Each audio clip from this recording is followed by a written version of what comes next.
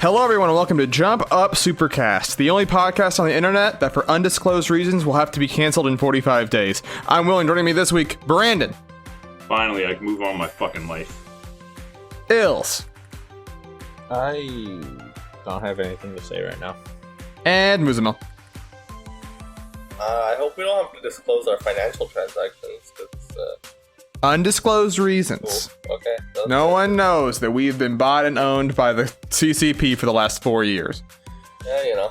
I knew. I mean, how else are we going to keep doing this podcast? You know, we don't have, unless you subscribe to us on Patreon, this is what we have to do. Yeah, to keep us out of the thumb of totalitarian governments, you need to support us on Patreon. I mean, we could also start our OnlyFans, finally. True. We could. Just do not promote it on Twitch. I learned that. I mean, we're not on Twitch right now. We're okay. We're not on Twitch right now. But I mean, I learned earlier this week that you can't promote OnlyFans on Twitch. Well, no, you can't. Yeah, but Twitch is also dying along with us. Yeah. And Epic Games and Tencent, Discord, Riot, Discord. You know, we're living in a new world. You know, I don't even know what we're gonna do our podcast about anymore. Should have jumped ship to Mixer while we had the chance, right? Yeah. The one true American company left, and it's dead. Sad. All right. Well, besides the allusions to our idiot president, we're going to keep moving on. They're talking about video games. Because, hey, they're always there. They never haven't left us yet. You know, we got at least a month and a half. And we had a presentation from PlayStation talking about third-party, primarily PS4 games. They said at the start, no first-party and no new PS5 announcements, just follow-ups on things they've already shown at the previous presentation. And before we get into it, I do want to stop and check in, because we oftentimes spoke about how E3 was dying, is dead, right? We are now in a year without E3, right? Where these companies are now all doing their own presentations. How are we feeling about the new normal that we live in? Really bad. It's fine. Jesus Christ. No, it's the I same hate shit. it. I seriously despise it. I want my E3 back. You know, I don't like this. Like, you know, every week you tune into this stream, and you can say I don't have to. No, I do have God, to. Okay? imagine having news every week. But it's always dumb little bullshit. I mean, the state of play was good. Like, I'm not gonna complain. Like, it was a pretty good state of play. I don't think this was like an E3 thing. Like, most of these things wouldn't have even been an E3, right? They probably would have done the state of play with or without E3. But like, I don't know, man. It's just I liked having my week of just everything instead of just trickling in out every little bit by bit by bit. You know, it's just. Yeah, annoying. it's just, and now we don't even know when announcements are going to happen. It's just, please look forward to future stuff. Yeah. Like, I just need to know, just tell me. Before I knew, I was like, okay, June, this is where we're going to get the big dump. Everybody's going to take a big ass dump, and we're going to know. But now, you don't even know. It's just, I'm living on the edge, you know? It's crazy. It could be whenever, you know? Like, yeah. Just like... I mean, midnight, you know, Nintendo. Hey, midnight, we're doing some fucking partner showcase tomorrow. Literally midnight. God. You can't take the suspense, apparently. You have to have a little neat and orderly lives. No, like grandmas. Do you know how much I love, like, release lineups, you know? Like, I love to see what's on the horizon, you know? And especially with goddamn Nintendo right now. It's just like, oh, you know, here's nothing. Here's literally nothing. You know, it's thanks, Nintendo. But, you know. You're literally nothing. We got Pikmin 3 Deluxe coming. True, that did get announced this week. Yeah. We got Small Battlefield. We're fine. We did. We got Small Battlefield. This is small victories on Small Battlefield. So, but about the state of play, before we talk about like the content of it, can I just talk about how weird it is that they did this though? Like, I mean, we live in the era of contractual obligations. I think this was a good presentation, but there were some contractual obligations in there. Yeah, it's just weird that, like, this is, like, you know, this is the year of the PS5, right? And I feel way better about the PS4 than the PS5 walking out of this conference. Yeah. But, like, it's like, you know, I mean, and to their credit, like, before the stream, like, the second they announced the state of play, they were like, okay, guys, don't expect anything about PS5. Except for, like, minor things. Yeah. Don't expect anything from PlayStation Studios, so no first-party games at all. and no price, no date, no nothing. Yeah. And I really thought the August PS5 event would be the one to give us the price and date. And we still have time to do an August PS5 event, I guess. But goddamn, man.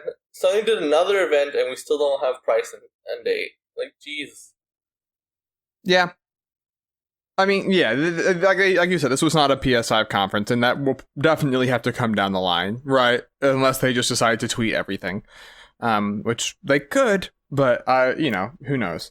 But what we did see this week opened up, right? A thing that I didn't expect to be as excited for as I am now. Crash 4, It's About Time. Got a 5-minute developer just sort of talking over the video, which is how most of the presentation went, right? It was just developers explaining their games, which I thought was cool. And they had a couple of announcements, couple of things, right? Just the sort of big ones were, they were like, hey, no, don't worry, no microtransactions. All right, that's not a thing. You can play as Dingo Dial. The only time somebody mentioned that too, by the way, in this fucking conference. Yeah, well, I think Crash Team Racing had it, and so I think, and people sort of bristled at it, and so I think that this is sort of covering for that now. Here's my problem, though. Like, they said no microtransactions with CTR, and then they added them later. I mean, maybe it's different for, like, an online games as a service game, right? Like, that is a multiplayer game, to be fair. They have to keep adding new content. This is just a single-player adventure, right? So yeah.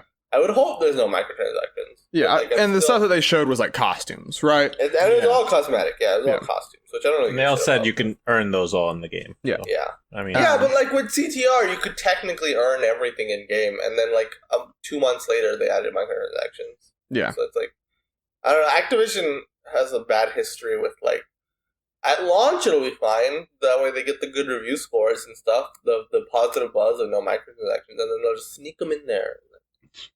Yeah, I do think it's a very funny thing. I mean, that is the selling point now. No MTX. No microtransactions, guys. Well, it's like, oh my god. Yeah. No, I can't believe that this is a thing that people try to, use as a selling point. EA loves to use that as a selling point now.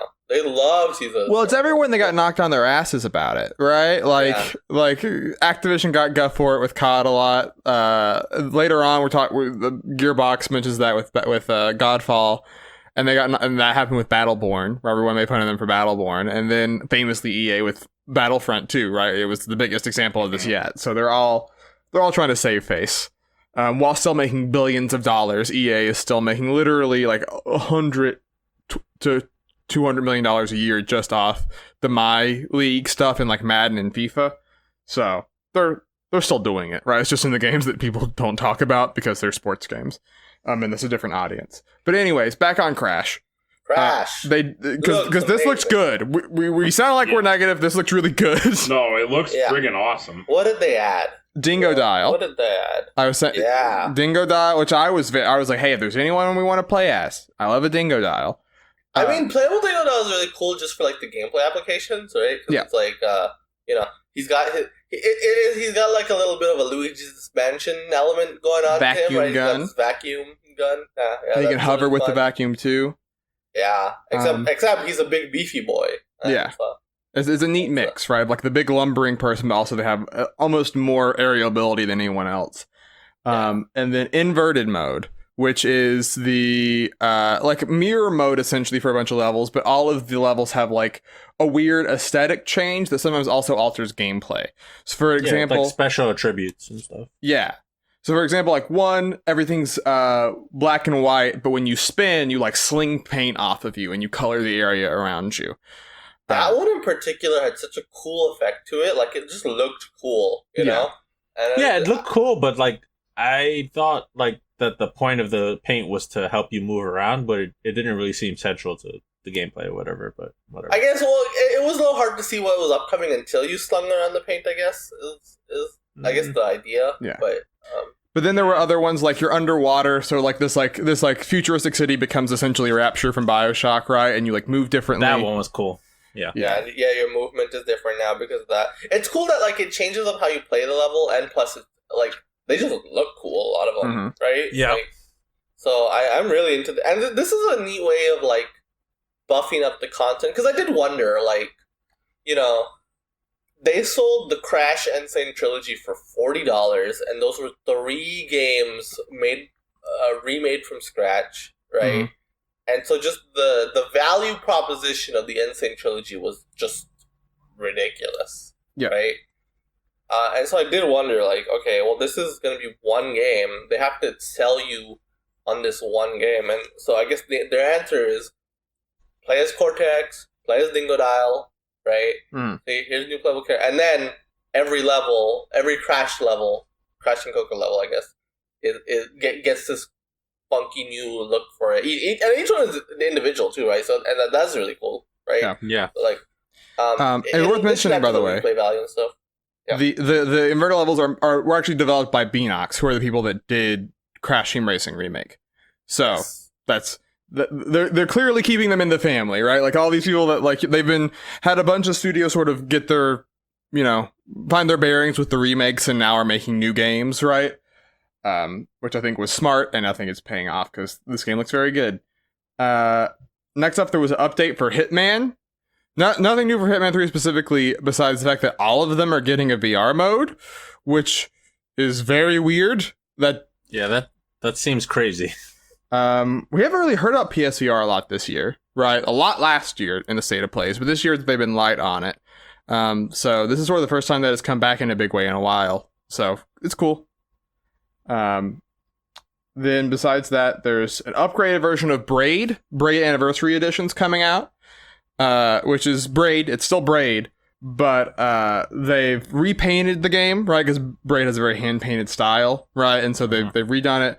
And then also they've improved animations, overall game feel, right? That includes sound effects, animations, music. And then they actually mentioned a ton of developer commentary describing how they made the levels, which I think is honestly the most interesting thing for me. Because I don't know if you guys ever played the Orange Box back in the day, but they had developer commentary for like Portal. And it's super interesting to hear specifically for puzzle games. Like, how do you design a puzzle where people will know what to do, right?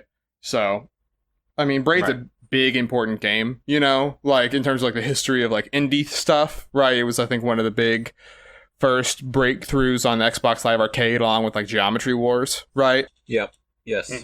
So cool that it gets to sort of get a chance to reassert itself to modern audiences, This is also coming out to other consoles. It's not just PS4. Yeah. Yeah. I mean, some of these games are like also like Crash 4, obviously. Yeah. After that, there was Spelunky 2, which one got a release date, September 15th. Bless up. Right around the corner. Right around the corner. And it was cool. This one I thought was cool because it was just, I forget his name, the developer, my bad, but just talking about like these are the things that like I looked at when I Spelunky 1 that I liked the most, and I wanted them to be in Spelunky 2, right? So the main thing they confirmed was, hey, there's online multiplayer, right? And they showed off some new environment, some new mechanics, but also they specifically said part of the fun of Spelunky 1 was seeing people discover secrets, right? And there being secrets that techniques and stuff in the game that he didn't even intend, right? Which I think it was true, right? Spelunky it was up there with like the Binding of Isaac as an early roguelike that sort of helped bring a lot of the resurgence that the genre has had in the last 10 years, So really excited for it. It looks very hard still. I'm going to die a lot. And coming to Steam later, so I'm looking forward to that. And he said he wants it after that on as many platforms as possible. So, that'll be So nice. how long do you think it's going to be like exclusive to those two? Probably like a year? Yeah, 6 months or 12 months is normally how this goes, right?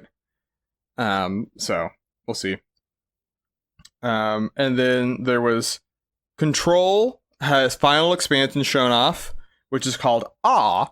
I think it's just like like you're an awe, not like awe. But the one thing it did have is people sort of expected, because there's AEW, is Alan Wake is back because they bought the rights from Alan Wake from Microsoft. Remedy did, and now they're crossing over. They're back. He's back, and she's meeting Jess from Control probably, and that's cool. That's cool. Well, they reference that Alan Wake, AWE in the game, already, like in a lot of text that you could find and stuff. Yeah, it was clear that they wanted it to happen, right? And then the deal came through, and they're like, okay, we can go ahead. We get the voice actor back. We're doing it, you know? Because that was the thing in the trailer, was it was his voice actor that you could hear, so that's how you knew. And then that was sort of it for the PS5. Oh, there was, I guess, Star Wars Vader Immortal, which has been on PC for a while, right? It's sort of just It was an Oculus exclusive, so you could get on the Oculus Store or on the Oculus Quest. Yeah. Oh god, this isn't even a new game? No. No. It got good. It got pretty good reception though, so like I've been interested to play it, but like also, do you really want to play it on those rinky-dink move controllers? Well, I think you sort of. The way I understood it was you stay in place. So like analog sticks isn't a huge deal, right? You're sort of in a stationary place, like seeing a scene happen, right, and like interacting. Yeah, but even the motion controls on the are just not as good as like, you know. Well, PSVR 2 needs to happen. Like that was the same thing with Hitman. I was like, man, this seems really cool, but also like PSVR's resolution is gonna make this look rough, you know? Yeah. Any realistic game sort of struggles in PSVR. Yeah, so then it'll be, you know, it'll be probably noticeably worse than the Oculus version, but it's cool. It's coming though, and they clearly still love PSVR. You know. Yeah. And then there was also a bunch of other. So Bugsnax got a second trailer, right? I think Bugsnax. What the game plays like. We now know what it plays like. It's a first-person game, which I didn't expect. And you're sort of learning about the different Bugsnax, you're interacting with them, you're learning what they like, and you're helping people to sort of build the town of Snacksville, I think was the name of it, like back up to be what it was. Mm-hmm. And then at the end, there was a little bit of sinisterness. There was a big pizza thing, and you fell off a cliff. So that was... It says, don't fall off a cliff, and you fall right off a cliff. Mm-hmm. Then a game that got like 5 minutes, which was surprising for me, was The Pathless, which we've seen a couple times now. Yeah. In just trailer format, but this is the first time we've got a lot of gameplay. And it's... I don't want to compare every open world game to Breath of the Wild, but I did get Breath of the Wild vibes. Can't help yourself. I mean, it's clearly inspired by Breath of the Wild. That's not a bad thing. It makes me interested in the game. I'm looking forward to it now, you know? Looks pretty cool. I like the very focus on like high-speed movement, which is cool. Yeah. You know? Got real dungeons, hey? Take that. Numa, you hack. Yeah. No, the game looks dope, though. I'm interested now. That was a good little gameplay showcase of it. Yeah. So that's going to be exclusive for a while to PS4 and Apple Arcade. But I think they said it's going to go on other platforms when that exclusivity is up. Which, you know, the time exclusivity, we'll be talking about more down the line because it's becoming more and more common. I mean, I will say, time exclusives... I'm tired of it. Time exclusives with indies I'm fine with, though, because, like, you know, those guys need money, right? Mm-hmm. And these deals, these exclusivity deals, and with indies in particular, all three of them do this, right? Yeah. They give them a big lump sum, keep it exclusive for like 6 months to a year on their platform. And oftentimes for these indie games, just that deal alone is enough to not only recuperate the entire cost of the development, but also make it profitable immediately, right? Yeah. Mm-hmm. So like for indie studios, it's super cool. You know, I'm totally okay with that. Another indie game was Anno Mutationum, which is not a great name, but looks super good. Bad name. But I think this was the best looking game of the show, either that or Crash. But like, you know, it was only. What like about Godfall? I mean, it was like a minute and a half trailer, but like, I mean, I've heard of this game in one of the weird E3 replacements we gotten. We saw it in like the PC show. Yeah, one of them, and I mean, this game just has such cool style to it. I hope that the game is good because, like, oh man, it looks cool. Coming out this year, which is nice. And it's part of Sony's like cool China Hero project. Mm-hmm. What do you want to call it? Initiative, I guess, where they're trying to get a bunch of development studios in China set up, like get a lot of games coming from China, which is pretty neat.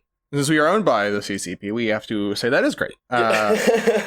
As established earlier. No, yeah, that is genuinely cool, right? Am I wrong? Is Genshin Impact also from China? Yes. It Genshin is. Impact also made in China. You know? Which was It's like- also there. It's just cool to see, like, especially indie games in particular, being made all around the world, right? Yeah. Because, like, so many games we play come from Japan, come from America, come from, like, Western Europe, right? Yeah. And so seeing developers branch out from other places and make the kinds of games that would not be made anywhere else is just, it's a neat thing, you know? Yeah. And Sure. this game is legitimate. I don't mean to shit them. It just watch the trailer if you haven't, because this game is just it's gorgeous looking. And I did just mention Genshin Impact, which is, it was, when we first saw it, everyone said it's Anime Breath of the Wild. And it's Anime Breath of the Wild, but with online co-op sometimes, and also it's free to play, and maybe has gacha. So there's a couple of caveats as time goes on. But that's, I think that it's interesting that it exists, right? There was another game, I forget the name of it, right? That's also like a big open world game that was in China that, like, the other day someone's like, this game secretly just passed 2 million copies sold in like China alone, right? Like, it's secretly, this is just a new franchise. And not Genshin, but I think that it's interesting to see, like you said, both these indie titles that are slightly smaller, right? But then these things that like aren't like huge AAA, right? Genshin isn't like a huge AAA game, but it's that middle space, right? That I think is interesting to sort of see. Maybe that might rise up with the rise of new places that are making games like China and, you know, hopefully other parts of the world as well. Yeah, when I saw this game, I keep thinking about Code Vein, because that's like an anime Dark Souls. Mhm. This is like an anime Breath of the Wild. Yeah. So I thought it was going to be like a single player experience, completely self-contained. You buy it, and it's a complete game. Mhm. But so I'm a little disappointed that it's a free-to-play game, online only, possibly gacha. Yeah. Well, Seems like a dark hole. I mean, like, for multiplayer games, I'm fine with it, but, like, that's not what I expect from, like, a Breath of the Wild kind of game, So, like, I do think the Breath of the Wild comparisons might just be surface level in terms of, I mean, they nailed the aesthetic. well, no, I mean, like, literally, like, you're also, like, you can climb every surface, like, Yeah, but still. environmental, like elemental stuff. Like, they're clearly going for that, but they're also trying to fit it from a market that is overwhelmingly free-to-play focused, right? Like, that's what it's saying. Because, like, we're talking about China. Free-to-play is huge in China. The idea of paying for games is, like, kind of still foreign to them, right? Like, not I want to overgeneralize, but, like, it's just, there's a huge, it's way more common, like, in, like, China for there to be free-to-play games, And so I think that might just be part of it, I don't want to sound overgeneralizing there, but that's sort of the thing I figure is worth mentioning. God, all Chinese people are thieves. That That's what Will said. you That's what got Will heard it said. straight from my mouth. Speaking of thieves, though, Aeon Must Die is Oh, boy. this is a game Wow. that looked really pretty and it looked like a 2D brawler maybe, and then we found out about an hour after the showcase that everyone working on this game quit last week because they weren't getting paid and were getting overly crunched. But they showed the trailer anyway, which was apparently cut by a not in-house studio. So This is so weird. Like when I saw the trailer, I was a little bit excited for it. It looked pretty cool. yeah, It reminded me a little bit of like a beat 'em up mixed with boss rush, kind of like Fury. And this was insane. Like, what the fuck? yeah, Just reading this is crazy. and then it's wild, right? Because it's like Focus Home Interactive is the one that's publishing, right? And then they're probably the people that have the deal with Sony to show this game off here, right? But you would think someone would let someone know, hey, there isn't a development team right now, right? Like you remember the last night a couple of years back, right? It was at a Microsoft event, and then people found out that like he's like the guy who was making it was like a huge gamer gator, right? And a bunch of other stuff. And it's like, you can almost understand that because it's like maybe you're not checking the developer's like Twitter history from a couple of years back, right? Or whatever. But when it's like the development team isn't there, you're like, how did that no one brings that up? Yeah. It kind of sucks because this game looks super dope, but like I just completely lost interest now, right? Because it's like, oh man, like none of the people who worked on this game so hard are gonna see any financial support from this game, right? Like, Just the idea that they had hire another company to make the trailer. To make the Just blows my trailer. fucking mind. Yeah. Like, what the fuck? Yeah. I mean, So also, funny. I assume that they're gonna have a little hard time polishing this game up without, you know, People. the original developers there. They're gonna hire some C-list studio, I imagine, to just finish it up and throw it out the door. Bad vibes. Pretty weird. Then there was also the pedestrian, which is you play as like the people on a bathroom sign. As you're sort of That looked really cool. yeah, really neat. Give me like you remember Lost in Shadows back in the day on the Wii? I do. Made me think of that a little bit because you're Never played it, but it's a platform or puzzle game, but you're on the signs in an environment, right? So you can see what's surrounding you, right? Like you're on a cork board with like a diagram, but you're platforming within that diagram, and then you jump to like a door sign, then even further, right? Which looks really cool, like Brandon said. I've definitely seen this game before. I thought it was out already. But I guess not. It's not. I have no idea. I've never seen it before, so your ears closer to the ground than mine. I definitely want to play it though. It looks really cool. Yep. And then Auto Chess was also there. Remember Auto Chess? It is Auto Chess. Still a thing. Still a thing. Teamfight Tactics is still a big deal, but I kind of feel bad for them because like Teamfight Tactics is just so much bigger than Auto Chess. And, yeah. And Dota Underworld, I imagine, Oh, okay. is bigger than this game. But these guys, they're the ones who came up. They're with the this originals. game. Yeah, they're the ones that made the original Dota mod. So Maybe it'll find an audience on consoles though. Who knows? Yeah. The Pedestrian came out in January for Steam. oh, okay, all right. So if you want it, so if it looks cool, because you can get it now. And then we had the PS5 portion, which unfortunately was like the least interesting The part to worst me. part of this thing, yeah. Well, the Pathless was part of the PS5. Yeah, there was like some games that were coming to PS5 intertwined earlier, like Hitman 3 and Pathless, but otherwise it was mostly PS4 up until this point, where these ones were PS5 only, as far as I know, right? Yeah, which I mean, Temtem was there. I've played Temtem because it's currently in early access on Steam, and it's a cool Pokemon like. It's what it says on the tin. We want to be a Pokemon like that's also an MMO. Is what it is, right? That's what it is. And it's coming Also to found out. Yeah, I was gonna say. I also found out later that night it was coming out to Xbox as well. yeah, well, and So, Switch. ID And Xbox Switch. It's coming to And everything. Switch. Yeah. Or Switch. Yeah. Okay. So that's neat, right? If Pokemon maybe hasn't been doing it for you, maybe that'll do it for you. I mean, this conference is kind of funny because it's like, hey, we got Breath of the Wild, we got Pokemon. Yeah. there was clear analogs. Yeah. And then there was also from Sumo Newcastle, which I didn't know Sumo Digital had multiple studios, but they're pretty big. Hood Outlaws and Legends, which there was probably like at least like 6 seconds of gameplay in this trailer. But it's a 4v4 multiplayer heist game, right?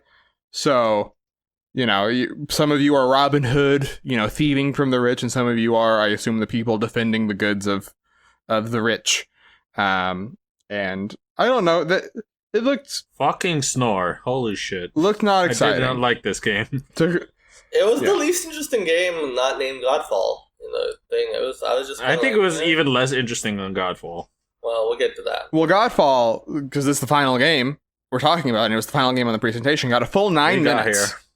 Full 9 minutes. Like, why? Godfall did not need 9 minutes to show off. Jesus Christ. There's Like- probably a world where Godfall could get 9 minutes, but they were like literally in the presentation. We're like, don't worry, we'll have more presentations down the line, and it's like, just Oh, do this this one.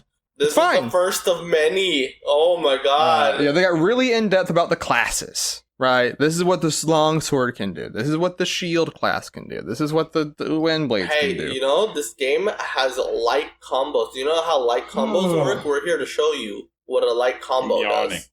I legitimately am yawning just thinking about it. Yeah, It's I mean, without that, I feel like the main problem for me too was also like, it wasn't that it was presented poorly. It's like the feedback on like the hits looked bad.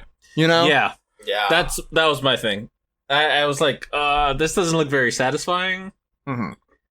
I don't know. The game just looks wholly mediocre. Like, it's fine, I guess. Like, it very much feels like this gen's Rise Son of Rome. Except at least that game was like a graphical showpiece. Mm-hmm. And this game is just like, it's shiny, I guess. Yeah, I mean, I've definitely seen this aesthetic before. Like, 10 times. Right, and running on PS4. And wonderfully, too, you know?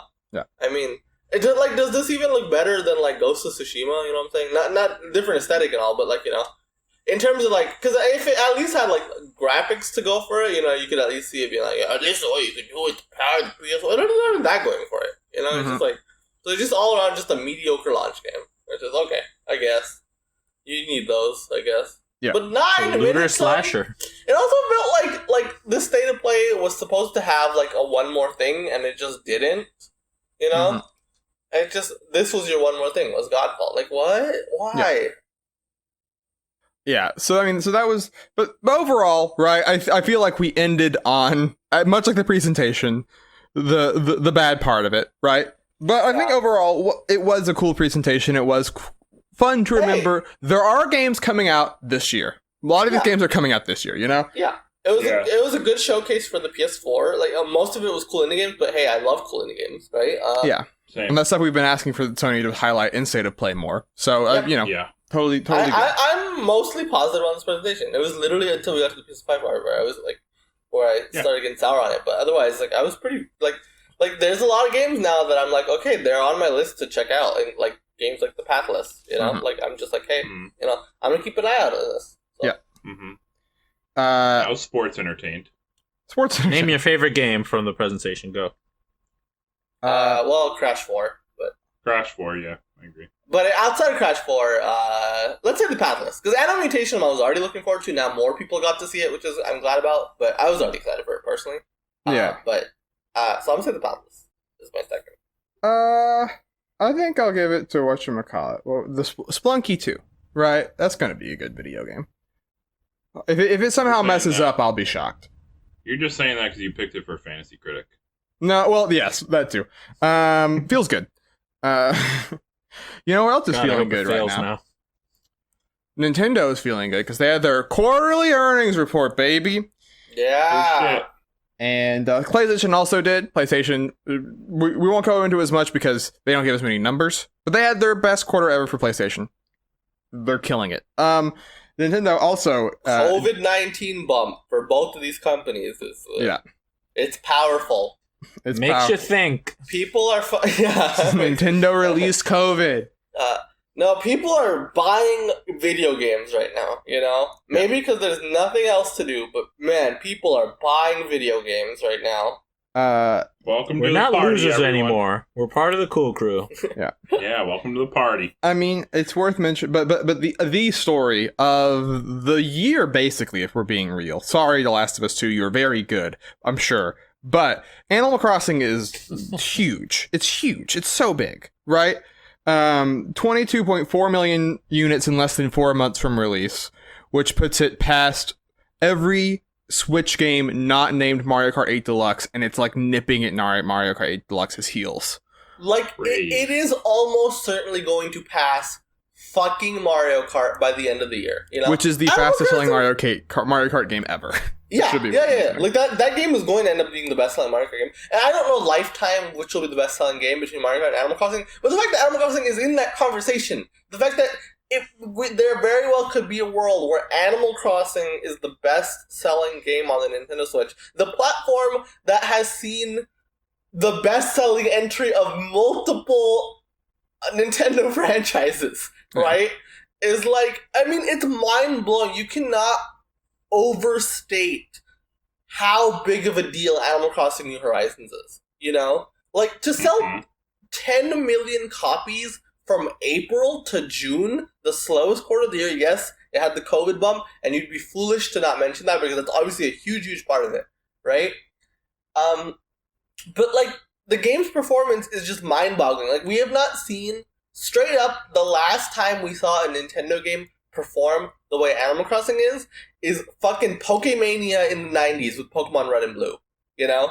That is the last time we saw a game do just this ridiculously well for Nintendo, and just to completely revitalize the platform. And Switch was doing very well, right? It just had its best year ever last year, but the year-over-year sales from last year to this year is just, I mean, more than doubled from last year.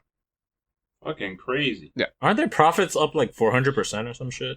Yes. Yeah. Yeah. And it's worth mentioning also, like, 1 in 3 Switch owners now own Animal Crossing. Like, in 4 months, like we said, right? Overall. Which is like, because the Switch has passed the NES this quarter, right? With 61.4 million now? Yeah, Yep. 61.4. And then, and so Animal Crossing is at a total of 22.4 million, just to make that clear.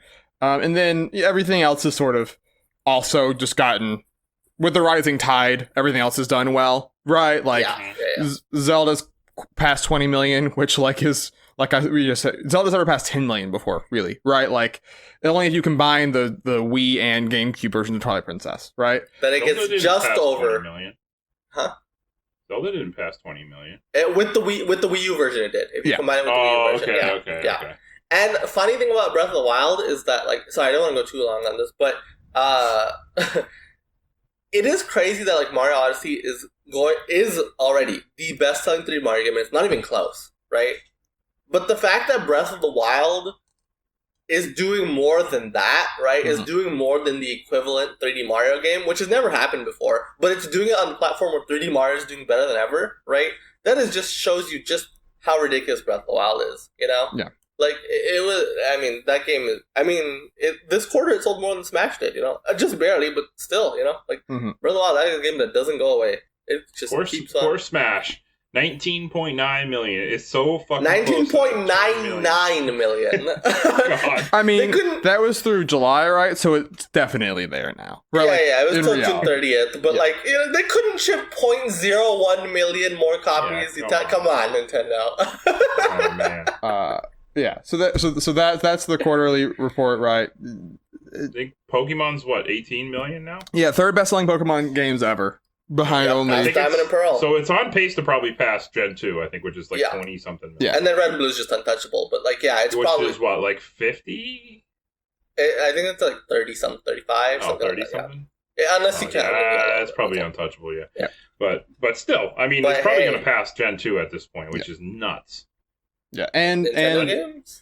Ring Fit passed 4 million despite having no stock. No one could buy Ring Fit if they wanted to for a while. It keeps going on sale here and there. They were able to ship 1 million copies between April and June this quarter. And stock has been ramping up. It's still good. Like, basically, the second you get a notification on Wario 64 that Ring Fit's up, in a couple of minutes it's gone, right? Yeah. But the stock situation is getting better. But they're clearly just selling a lot of copies of Ring Fit, right? That is such a good game right now for, like, you know, can't go to the gym.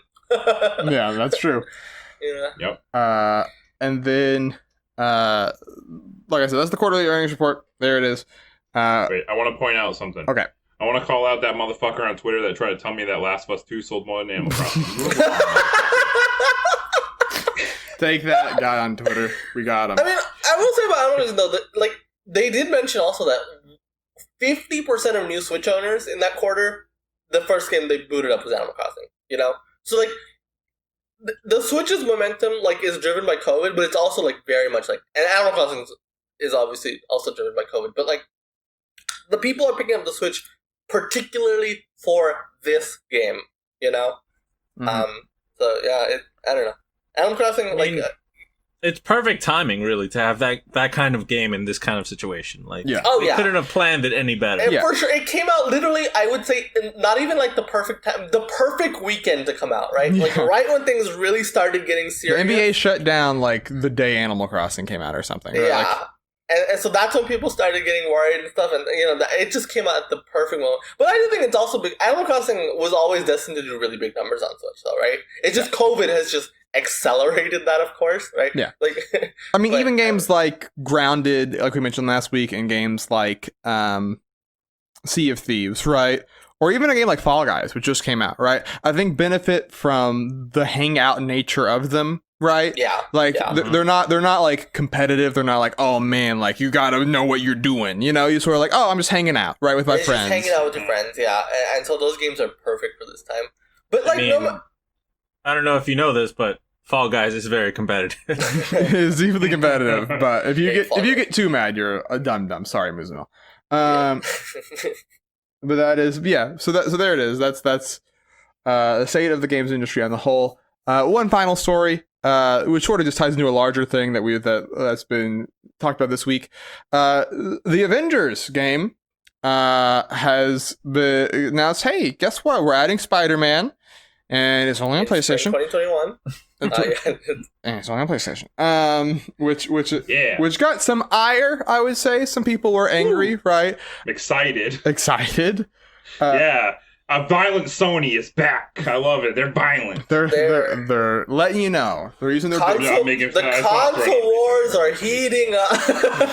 But I mean, this is just scummy as fuck.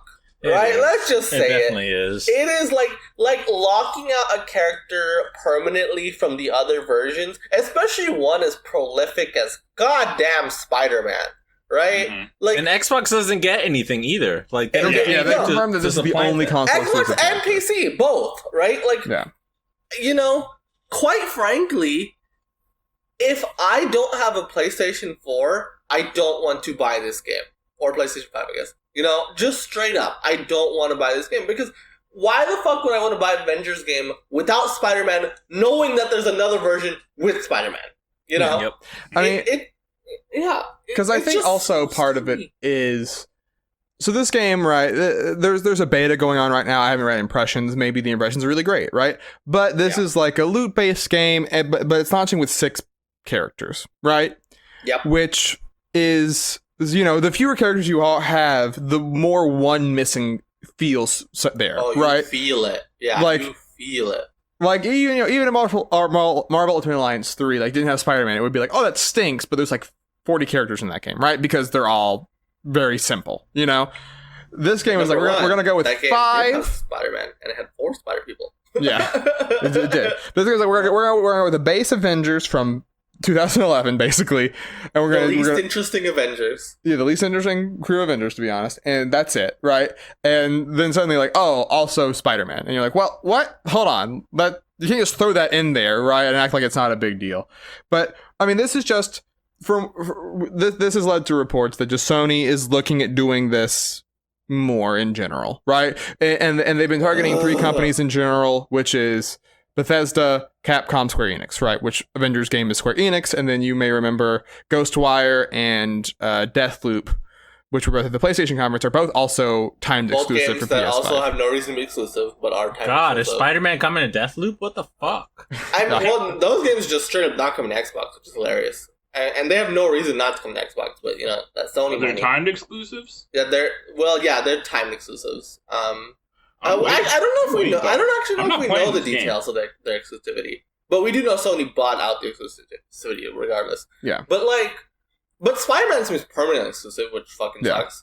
And I saw an interesting take on Twitter from Imran Khan, who's a journalist in the games industry, that was like basically like, you know, in terms of Spider-Man in particular, like, it's just, I guess Sony is just very invested in the idea that you associate AAA Spider-Man productions with PlayStation, obviously because they make their own Spider-Man games, their own AAA Spider-Man games, right?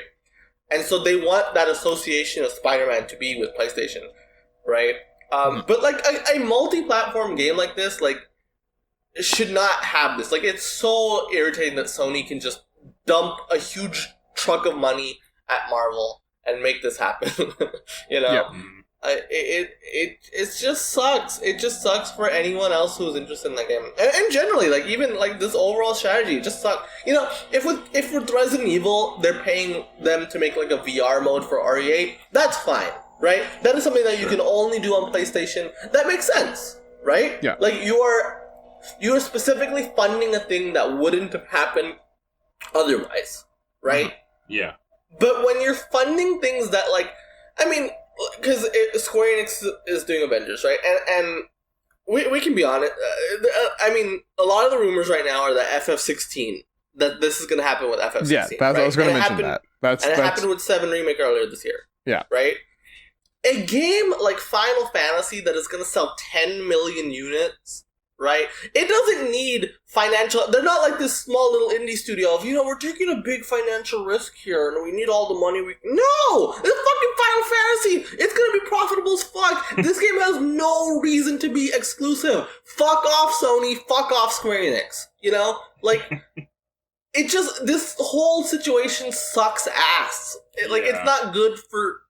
consumers. Like it just sucks. Mm-hmm. The only time I'm okay with like seeing a guest character in one version and not another, if Sony was like, "Hey, you can play as the fucking kid from Ape Escape and Avengers," I'd be like, "Okay, they own that character, right? That's fine." Kratos, and Nathan Drake. I don't care. Like, someone you own, sure, right? Yeah, exactly. Evil Nathan, what's his name? Cole McGrath. Evil Cole McGrath. He's back. Yeah. And then I see people getting it completely wrong, right? Like, there's people who are like, well, like, they did this with, like, Soul Calibur, or, like, Nintendo's done it with, like, a Nintendo character. And it's like, no, because if Nintendo does it with Nintendo characters, they own those characters. And then people will be like, well, Sony owns Sony doesn't own Spider-Man. I've seen that thrown around so much. People keep saying that. It's like, you don't understand. They do not own Spider-Man. Sony owns the rights to Spider-Man movies. Okay? They don't own Spider-Man. Where the fuck is this coming from? So, we're not happy. Not happy with it.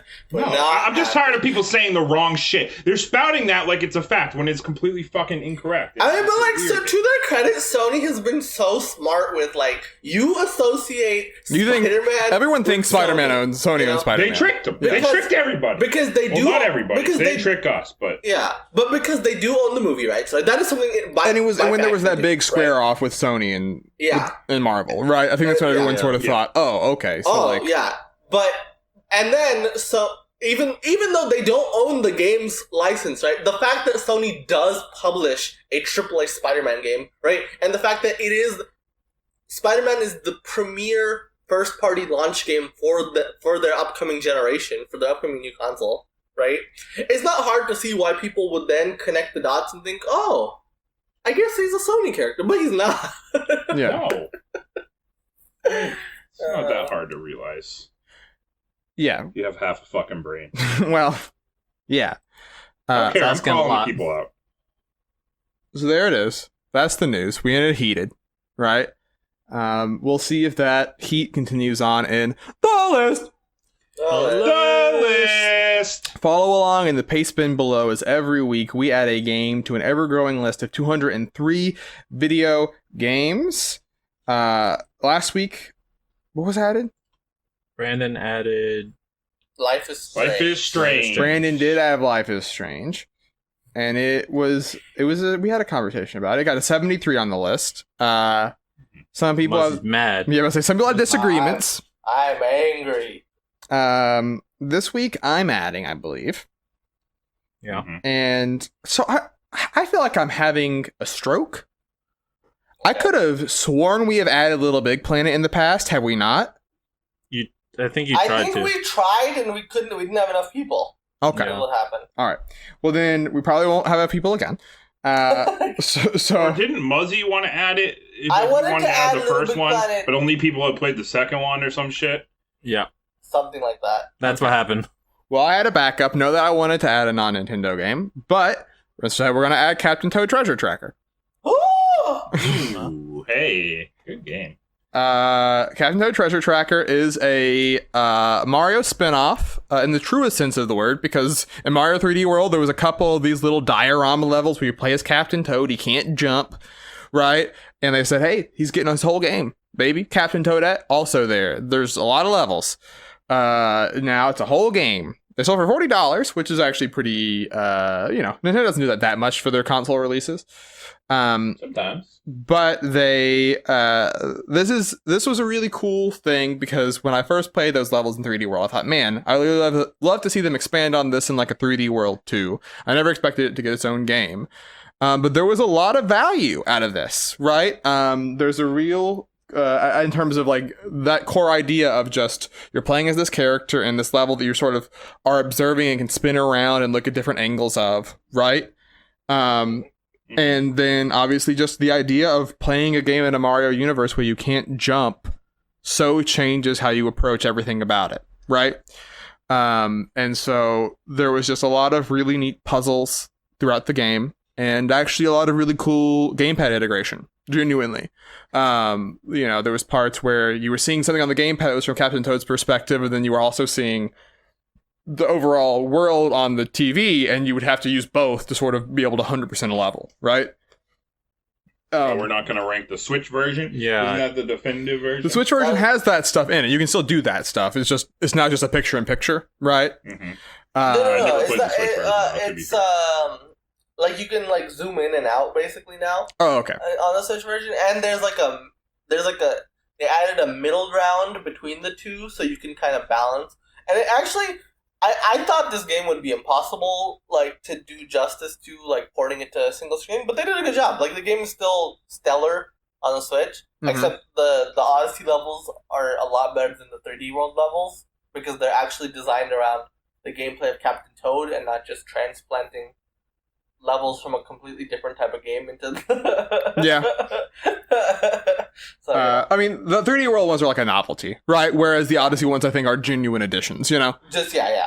I never played them because I only played the Wii U version. Yeah. But overall, I think it's really cool. Other thoughts? I mean, I think this game has such a charming is the word to use here, right? Yeah. Like, it just has such a pleasant visual style that actually looks really good in certain parts, right? Like the nighttime train level, right? It's Very just cool. very pretty. They get so inventive with this idea to an extent that I didn't even think was possible when I originally played the concept in 3D World, right? Because they were all cubes, right? Yeah.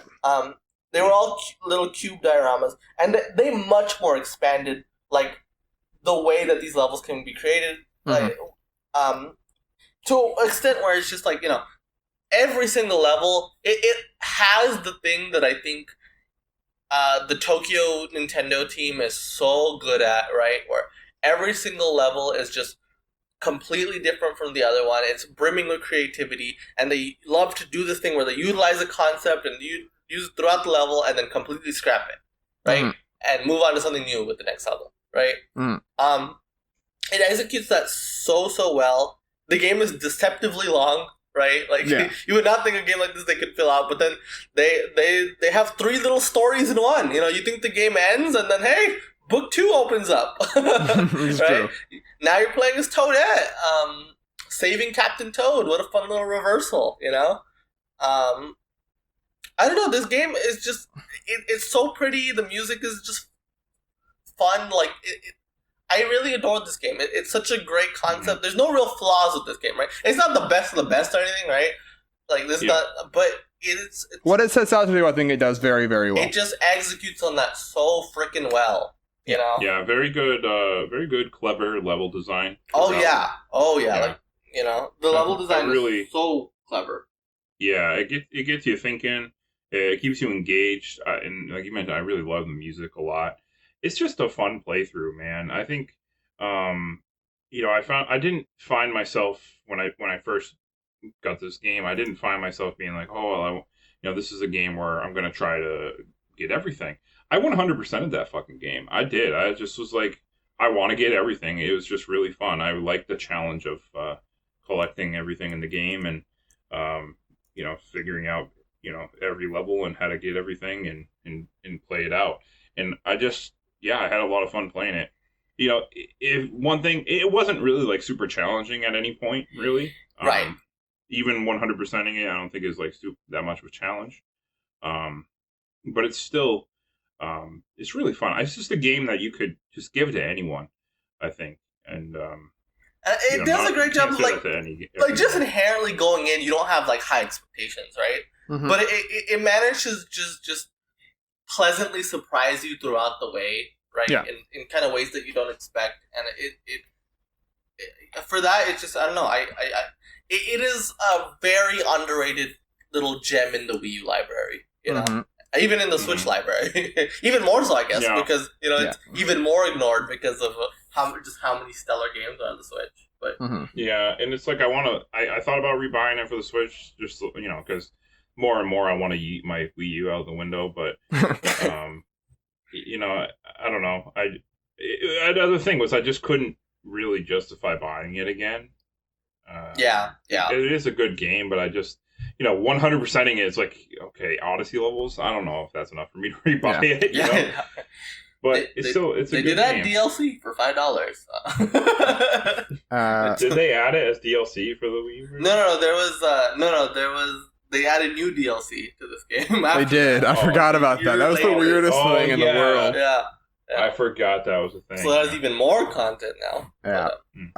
But yeah, so that's Captain Toad. Now I have to look at where I'm going to place it, and I won't lie to you. I was eyeing it while you guys were talking. I was listening, of course, very intently to your great points. But I ping-ponged like 30 spots. I just... yeah, this is one that could go in a lot of different places, you know? Yeah. It's hard. Yeah. Because I look, and there's like... Here's the thing. There's humps, right? But then there's like 5 games above it that I'd be fine with. But I think I'd be fine with it right below Shovel Knight at 62. You know, Shovel Knight was my hard ceiling for this game, to be honest. The only thing I was looking a little bit above it, and I was like, I would honestly put this above Ukulele. I would honestly put this above Indivisible. I'm not Indivisible. I haven't played Indivisible. What is it called? Octopath? Yeah, I mean, I would too. Oh, by the way, Shovel Knight. We discussed this while ranking Ukulele that we want to move Shovel Knight up, so don't worry about Shovel Knight. Okay. Oh. We did. You're right. We did do that. Il's made the note. Thank goodness. Okay, that does change things a little bit because like Shovel Knight was my hard thing, but I would honestly put it. I mean, I put it right below Wario Mario Maker, to be honest. If we're getting above Shovel Knight. Yeah, that's where I would have put it actually. Yeah, I don't know, Brandon. I don't know where you feel, but